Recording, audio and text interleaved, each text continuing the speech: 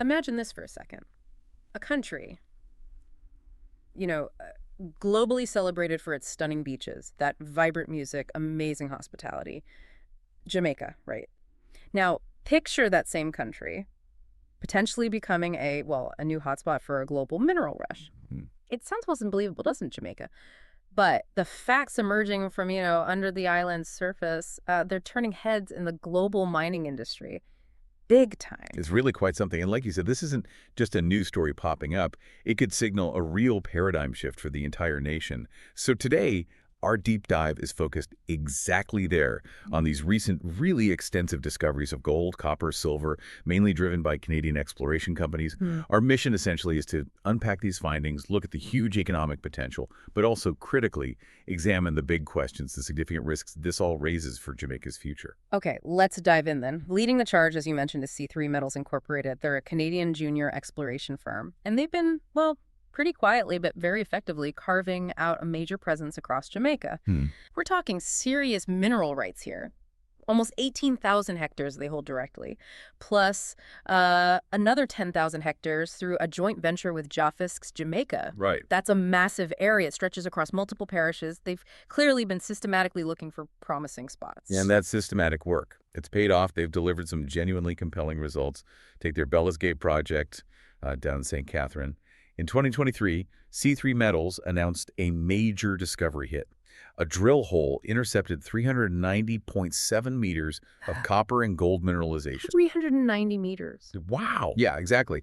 And the grades, okay, 0.37% copper, 0.19 grams per ton gold. Now, those numbers alone might sound a bit modest, maybe. Right. But the key is the consistency over nearly 400 meters. Geologists get incredibly excited about that because it's a classic sign, a hallmark of a large porphyry system, the kind of huge disseminated deposit that can keep a mine running for decades. Okay, so it's the scale, not just the peak grade. Precisely. And there's more.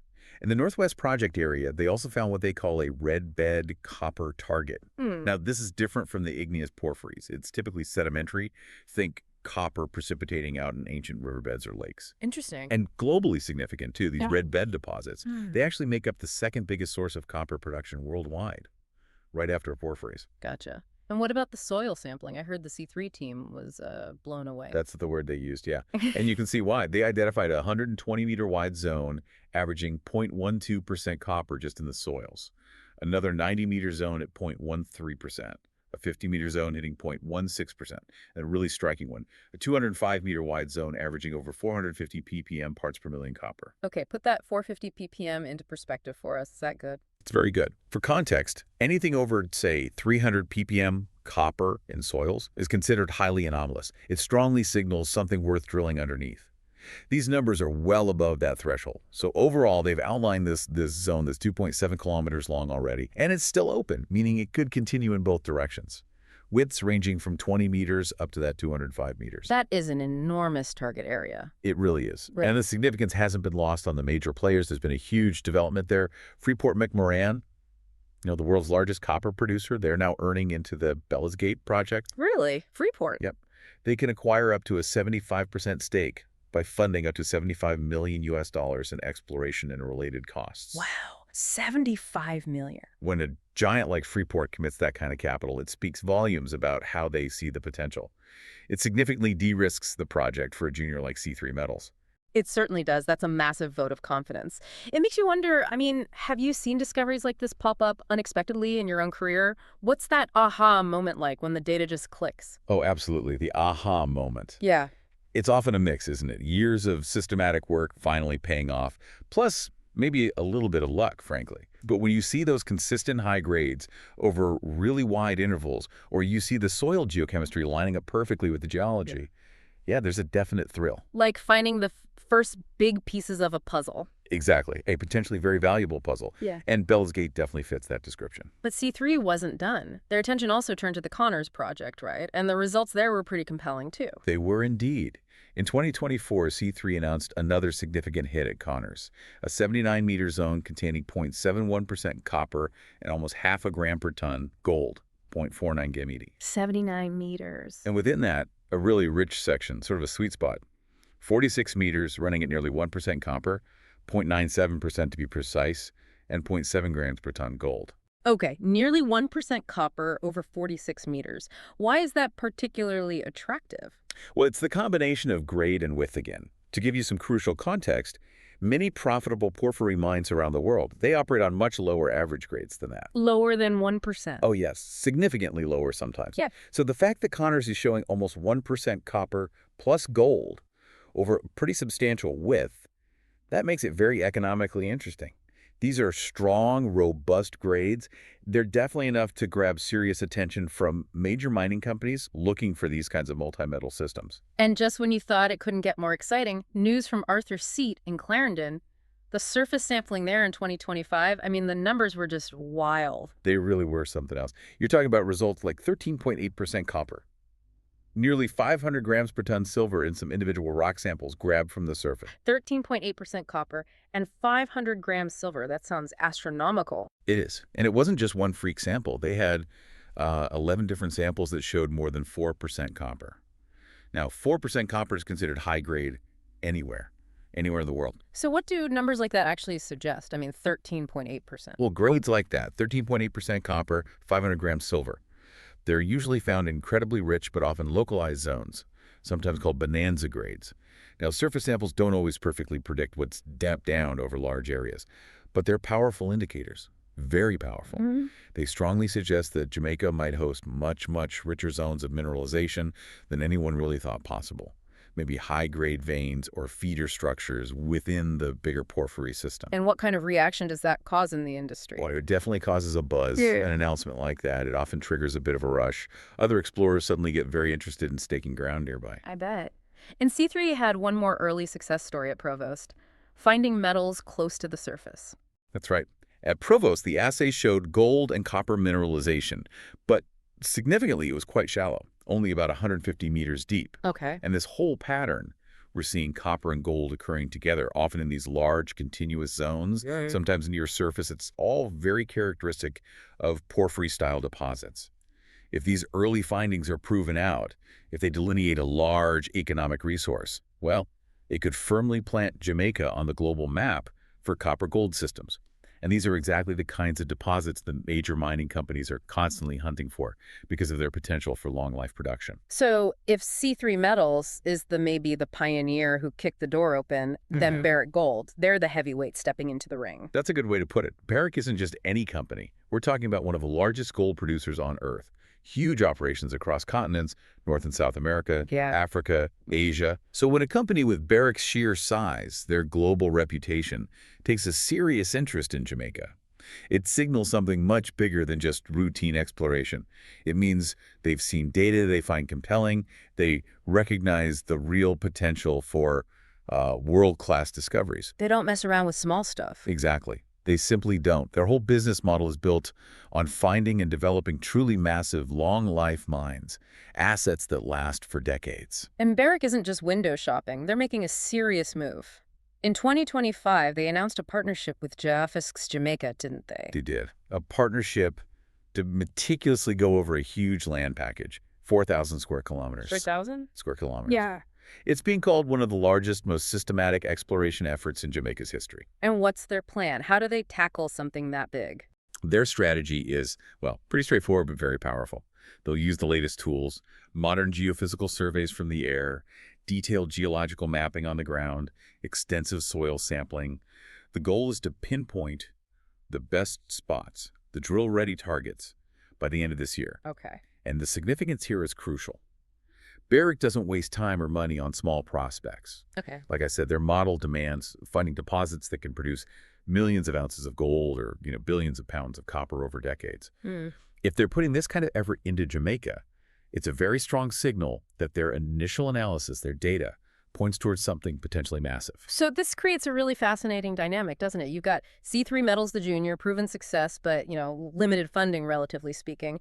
And then Barrick, the giant, huge financial muscle, all technical expertise you could want for big mines.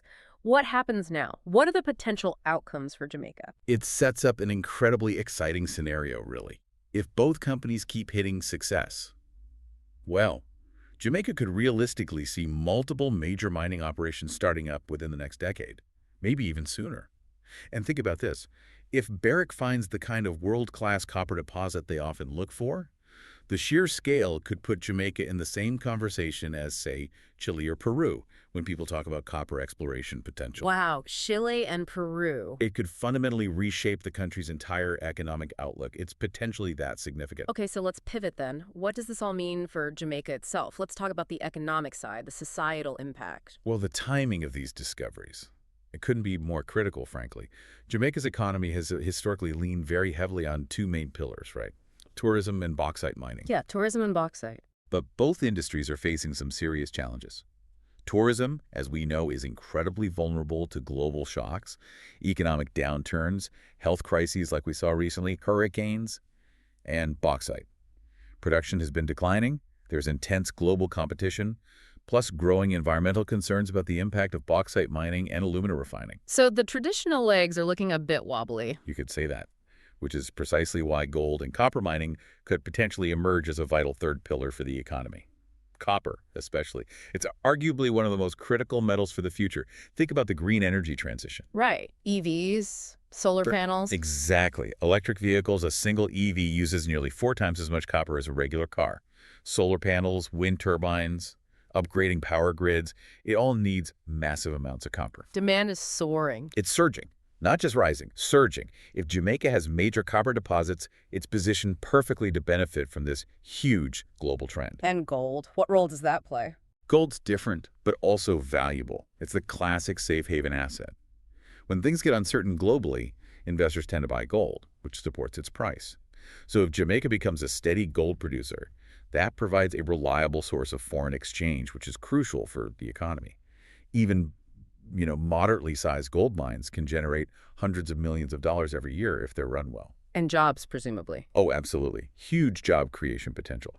Direct jobs, obviously, in exploration and mining itself, but also loads of indirect jobs, transport, services, local businesses supplying the mines, particularly for communities in places like Clarendon and St. Catherine, where these discoveries are actually located. This could mean significant new employment if, and it's a big if, the mines are developed responsibly. Okay, but, and you knew there was a but coming. There's always a but. How carefully does Jamaica navigate this potential boom? Because yes, it sounds exciting, but there have to be risks, major concerns, right? Absolutely. History is, unfortunately, full of cautionary tales. Nations blessed with resources, but struggling to actually benefit their people in the long run, the so-called resource curse. Right. And Jamaica has its own history with bauxite. There was promise of prosperity, but also abandoned pits, environmental damage, and feeling among many Jamaicans that the benefits didn't really match the disruption. Could gold and copper just be? Yeah. Chapter 2 of that story. To avoid that, experts always stress the need for things like robust sovereign wealth funds set up early, strong rules about using local workers and suppliers, local content requirements, and really independent environmental oversight. Before things get going. Before the big shovels arrive. Exactly. Yeah. Without that strong framework in place from the start, you risk getting short-term gains, maybe some jobs, but the long-term pain of environmental damage and most of the profits flowing out of the country. And the environment itself. Large-scale mining, especially open-pit mines, they can devastate ecosystems if they're not managed incredibly carefully. Jamaica relies on its natural beauty for tourism and on farming. You've got rivers, forests. Protecting that must be paramount, surely. It has to be. And Jamaica has unique challenges. Think about its geology. A lot of karst limestone topography. Right, lots of paves, cesspool. Exactly. That makes groundwater very vulnerable to contamination. Plus, you get high rainfall, which increases risks of erosion, sediment running into rivers. So mining there needs extra precautions. Extremely sophisticated planning, water management, waste containment. It has to be top-notch. Rigorous environmental impact studies are non-negotiable. And then there's the money side. Royalties, ownership. How does Jamaica make sure it gets a fair deal? That is absolutely critical. If the government just signs away the resources to foreign companies for, a tiny royalty percentage, then Jamaica risks ending up with, like we said, temporary jobs, maybe some infrastructure, but the vast majority of the wealth generated just leaves the island. So tough negotiations are needed. Very tough. Need strong contracts that ensure significant local participation, not just jobs, but ownership stakes, management roles, and demanding that companies invest meaningfully back into the local communities, not just build the mine. Long-term commitments. And one more angle, geopolitics. Right now, it's Canadian companies leading. But you mentioned copper and gold. other countries must be watching. China, for example. No doubt about it. China is incredibly focused on securing supplies of critical minerals like copper. They're actively investing in mining projects all over the world. So it definitely makes you wonder, could Jamaica, a country not historically a major player in this specific game, suddenly become a new stage for resource competition between global powers? Another layer of complexity. It certainly is. It's a possibility that needs careful watching. So wrapping this up, the discoveries by C3 metals, the arrival of a giant like Barrick Gold, it's undeniably historic for Jamaica. The island seems to be standing right on the brink of a potential mineral revolution, something completely new. It really does feel like that, a pivotal moment. But as we've discussed, history teaches that natural resources can be a double-edged sword, an extraordinary blessing or potentially a profound curse. If managed well with foresight, transparency, real commitment to the Jamaican people's long-term benefit, then yes, you could see new industries, thousands of jobs, a much stronger, more diversified economy built on these valuable metals. But the flip side. The flip side is mismanaging it, repeating past mistakes, ending up with damaged land, depleted resources, and promises that were never really fulfilled for the average person. So the big question remains, is Jamaica truly ready for what could be a new golden era? Or will history, with all its hard